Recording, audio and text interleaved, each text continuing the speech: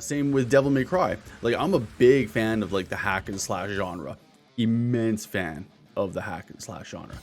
As a matter of fact, actually, it kind of brings me to a point that I wanted to make, because I'm going to make a little clip and stuff like that and talk about it. Preach recently made a video where he was discussing the whole concept and notion of picking your main and kind of the thought process that goes into it. And I'm actually just want to quickly just show where it is. Here we go. So the video that I'm talking about is right here. This one here. Sorry if the title is covered, but it's the one. It's called "Consequences of Choosing a Class for Shadowlands." Now, he just simply goes through the concept and his philosophy around picking a character for an upcoming expansion. Now, everyone's game style, everyone's gameplay, and what they look for in this game is gonna vary to a huge degree, and it's just as diverse. Like the reasons that people play this game is gonna vary just as much as the diversity of the player base itself. Anyways, so what I want to do is I actually want to go through how I go through picking my spec, my main, all that kind of stuff, and kind of give a little brief history as to, well, it won't be brief, it'll probably be like 10-20 minutes, but I'll just go through a bit of a history as to where I kind of land around my thought process with choosing my character going from one expansion to another. This Shadowlands will be my, well, if I want to include going into MoP, Shadowlands will be my MoP, Draenor, Legion, will be my 5th expansion. And so with that, there's certain things that I have learned to, or rather, things that I've adopted over time and have tweaked over time in terms of my thought process when it comes to how I view and attack this game. Now, at the very beginning of playing this game, I was playing this. I played this back in back in MoP, in Mists of Pandaria. Oh, sorry, no. My very first time playing this game was back in vanilla. If I really wanted to like rewind the clock and explain my whole history, which I'm not, but like I played back in vanilla, circa 2005, 2006, somewhere in that area, and only for the first couple of weeks of BC, and then the guild that I was in ended up collapsing, like many guilds do, as a result of going from one expansion to another. And just the sheer amount of work and frustration that I had just getting into that guild just made me not want to go through the whole process again. And after like 2-3 weeks of Burning Crusades, I said screw this, and I just ended up dropping the game and didn't bother playing it again until I met my my now wife. And she suckered me in. Well, not really suckered. I go to find out that she's a vanilla baby as well, and had been playing practically almost non-stop with seldom breaks since vanilla as well. And so I got back into playing near the tail end of Siege of Orgrimmar and Mists of Pandaria, and that's when watching her play is kind of what enticed me to pick up this game again. And then when it came time for me to, like, if I wanted to commit myself to the game, which I wasn't sure, but I figured, like, if I'm going to play this game, and knowing what I know about this game from my experience of playing back in vanilla and BC, I knew that it was going to be a time sink and a commitment, and that whichever character that I create, whatever class that I pick, is going to be one that I'm going to be sticking with for a considerable amount of time. So I wanted to make sure that I made myself a meaningful choice, essentially, when I go to first make my character. Naturally, it's this warrior that I ended up going with. Now, why did I go with a warrior? I went with a warrior for a couple of different reasons. One, I wanted a melee class. I wanted a melee class because since I was a teenager, actually, hell, no, ever since I was a kid, like, I've been a big fan of fighting games. I've always been a big fan of fighting games since I was a kid.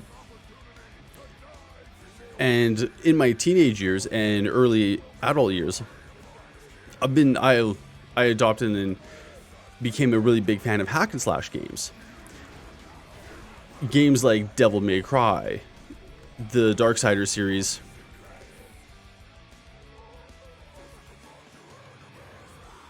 and God of War, just to name a couple. Big fan of those franchises. And I've always been a big fan of hack and slashes for years. And so with that being said,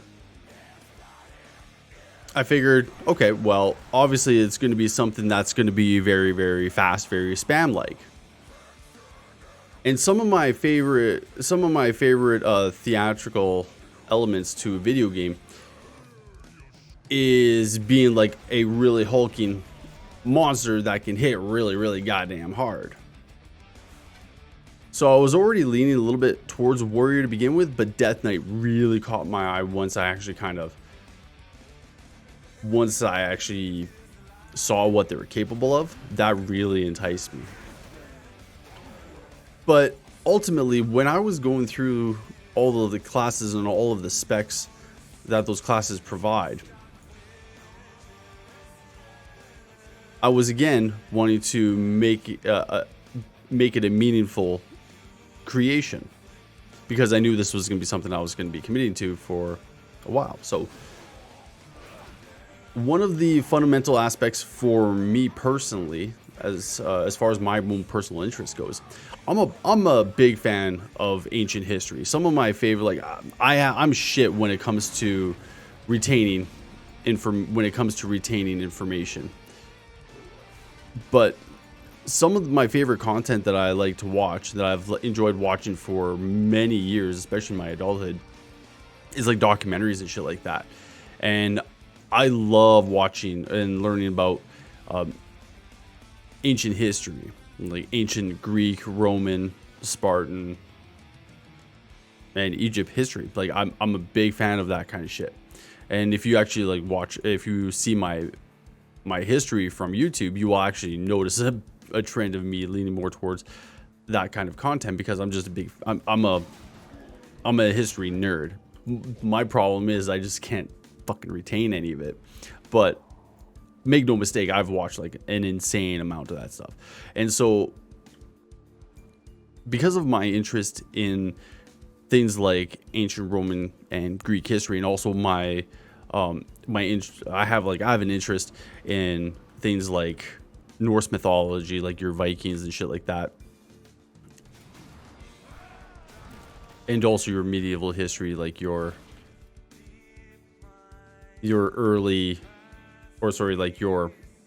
400 BC Europe kind of era, like that kind of shit. Dark Ages, like all of that. Like I'm really fascinated by that time frame. Anyways, so because of my interest in those areas, it kind of stands to reason that it's like it would be a warrior. But because of like some of my interest when it comes to like Norse and Viking mythology, this game, of course, takes a lot of influence from similar sources. So it stood to reason that they use the warrior as essentially the framework as a representative of a pseudo Viking mythology and lore. Hence, like in Legion, we had ourselves Odin, for God's sakes, Odyn. But either way, like similarity is not the same. But either way, it's kind of based off of it at least a little bit. So automatically, that was already enticing to me. So when I was going through all of the classes and all of the specs that they provided, of course, I wanted to see what kind of gameplay they were all like. And so naturally, I did the usual thing and see what all of the classes and abilities look like when searching on YouTube and whatnot. But when I got to the warrior, when I got to Death Knight, I was really tossing and turning between Death Knight and warrior. I really was, because like I'm a metalhead, and Death Knight is like probably the absolute most metal class in this game, right? But again, going back to my other interests as well, I wanted my gameplay to be meaningful, which means that if I'm going to be more of a hack and slash kind of a player, I wanted to make sure that I kind of I instilled that element into this game. So when I was going through all the abilities for all the specs for the warrior and whatnot, I ultimately landed on warrior because a couple of reasons outside of like the lore aspect as well, is because warrior is one of those is a vanilla class. It's one of those classes that will always do well at some point in an expansion. I kind of suspect that was always going to be the case, like, because I never had any intentions on tanking at all, because tanking has never been my thing. So I always knew that that warriors would always be good at some point. So it's always like just a really safe bet. Now, choosing between arms and fury, while going through the list of all the abilities, and this is back in MoP, and kind of getting a feel for what kind of a playstyle that they both provided, there's one possibility that made me pull the trigger on fury, and that was Titan's Grip. I loved the idea of having a big, gigantic two-handed sword, because when I was looking through some of the weapons and whatnot, and just seeing kind of what they look like as well, one thing I noticed is that a lot of the appearances for two-handed weapons were obnoxious, and it was really badass. But what caught my eye is that when I got to Fury and was learning a little bit more about Fury, I came across this. Titan's Grip allows you to dual wield a pair of two-handed weapons. And I'm like, wait, what? You mean I can have a two-handed weapon be on each hand? Like, that immediately like struck a nerve in my head where I'm just like, fuck yes. That's why I ended up picking Fury, was because of this variability. Now, I know there's a big chunk of the warrior community that's all for the single-minded Fury. I understand. Here's the thing. I'm not a fan of single-minded Fury, but I understand the appeal. Here's the thing. I'm a big fan of like gladiatorial documentaries and stuff like that. Actually, one of my favorite TV shows of all time is Starz' take on Spartacus. Absolutely incredible show. Like, never seen Starz' take on Spartacus. Oh my god, you gotta watch it. It's so good. But anyways, but in ancient times, short swords was the weapon of choice. In gladiatorial arenas, I'm pretty sure it was fairly common that if you're going to be dual wielding swords, that they're going to be short swords, because you want to be able to have speed and accuracy, and the larger the weapon, the slower you're going to be, right? So as far as like single-minded Fury goes, as far as how it plays, or the aesthetics that go behind it, I totally get it. But as far as gameplay goes, not my jam. In my opinion, now, I'm not against having single-minded Fury back in the game. Not at all. It doesn't affect me, to be honest with you. Well, it kind of does. Because if there's going to be weapons going into Shadowlands that have procs that will be better than the two-handed ones, then of course, it's nice to actually have that flexibility. Now that I'm like kind of thinking about it and saying it out loud, it's definitely nice to have the flexibility of two different types of weapons that you can choose from. Ultimately, I'm just gonna go with whichever one gives me the most damage output. But anyways, I digress. But for me personally, there's a couple of elements that went into me choosing which character that I ultimately play with, and naturally, going into Shadowlands, this is the character I'm going in with. This warrior has been my go-to guy. Now, soon to be my 5th expansion. So I do have like a very personal attachment to this character, just because I have spent such a considerable amount of time staring at him. But at the same time, that's not to say that if something changes, or if positions or situations with positions change where I have to flip to a different main for the benefit of group activity, or for the benefit of progression, you Bet your ass I'll learn and I'll do it. But I've been really fortunate for now 5 expansions that I've been able to get away with doing DPS on essentially one class and almost one spec. I like 85% of my rating has been done Fury, and like I've dabbled in arms and stuff like that. But either way, again, digress. But so automatically at the beginning of every expansion, it's like this guy is my automatic go-to. And also there is a huge degree of just being overall comfortable. Like I just get complacent. I just got complacent with that. Yeah, that's all. It's just complacency. This is the best way for me to describe it.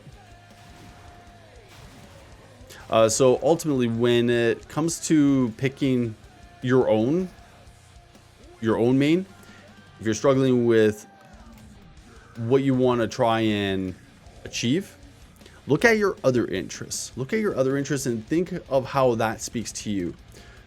For example, if you're a brand new character, you're walking in this game, and there's a huge library of different characters and different ways that you can approach the game. If you're someone who is like an animal lover, like you love going to farms, you like bird watching, you like doing all that shit, right? There's a very good chance that you might want to partake in a pet class, whether it be a demo warlock, a hunter, that kind of stuff, unholy death knight, pet classes. And so that might speak a little bit more to you, because that way you're sending your little minions out to go attack and whatnot. Again, if you're a little bit more of maybe an introvert where your gameplay is more in the way of like stealth games, you like being sneaky, you like getting around things and all that kind of stuff. Obviously, I'm alluding to rogues, right? So if you're a big fan of stealth games, maybe give rogue a roll. Maybe if you're a big fan of like your Dungeons and Dragons and you like doing your dungeon crawlers and stuff like that, and you like being a glass cannon, well, again, you're going to probably be a caster of some kind. Again, look at your other interests and see if those other interests speak to your character, your personality, which then might reverberate into your character selection and creation, and now going into Shadowlands, ultimately your customization. That's probably like the best advice I can give as well. Do give Preach's video a watch. It is year after year after fucking year that man puts out quality. It's absolutely incredible.